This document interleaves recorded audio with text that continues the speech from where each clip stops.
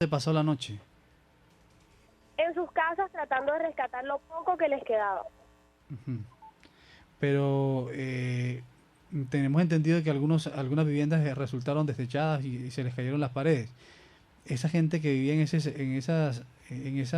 inmuebles, ¿pasó la noche ahí en medio de los escombros?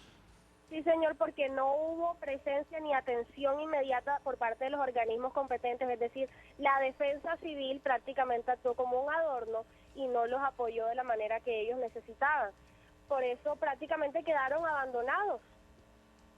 Bueno, eh, hágame un favor, comuníqueme un instante con Luis Fernando. Sí, adelante. Luis Fernando, ¿usted ha hecho algún recorrido por esa zona?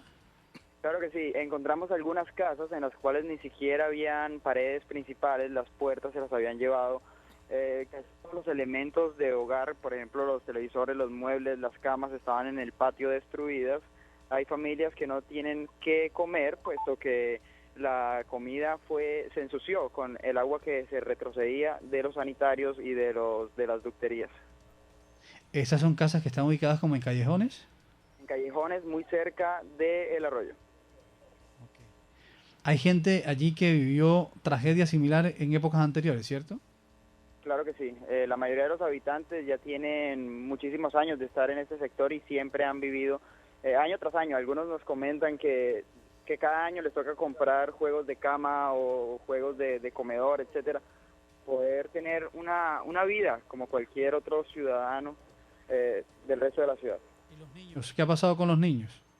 La mayoría de los afectados fueron los niños, precisamente porque el aguacero y la inundación empezó en hora laboral. La mayoría de los padres estaban trabajando, mientras que los niños se encontraban en sus hogares. Inclusive aquí tenemos a una niña que, en compañía de sus hermanos, le tocó correr y hacer un montón de esfuerzos para poder tapar, para evitar que se le inundara su casa. Ella es María de los Ángeles, aquí la tenemos. Pues sí, como a la hora que empezó a pegar el aguacero, mi hermano me vino y me dijo que empezáramos a tapar los sifones porque el agua empezaba a subir. Y cada vez que subía más se inundaba más el patio, el baño y todo, y nosotros colocando trapos tras de las puertas para que no se metiera el arroyo y no podíamos hacer nada.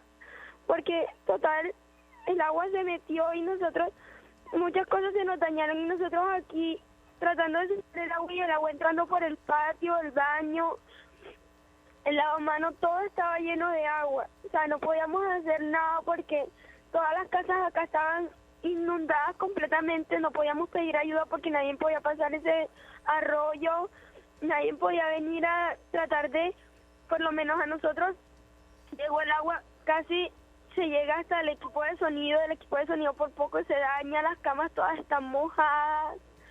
Por lo menos mi escaparate, la parte de abajo se inundó completamente, se me llevó unos zapatos, los zapatos del colegio están totalmente despegados. Hoy no fui a clase porque amanecí con una fiebre y toda la espalda doliéndome todo lo que hice ayer para que el agua tratara de sobrepasar lo que eran las camas para que no se nos dañaran. Anoche pudimos dormir bien, el abanico se nos dañó, dormimos ahí más o menos en las camas porque tratamos de que los colchones no se mojaran, hicimos todo lo posible, los animales que tenemos aquí los teníamos sobre la cama para que no se fueran.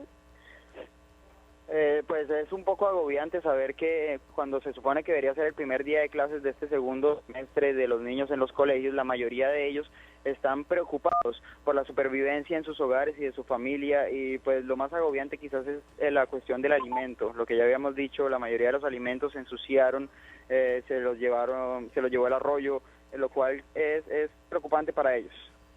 Otra problemática que están viviendo los habitantes de este sector son los mosquitos que se producen debido a las aguas estancadas en los escombros.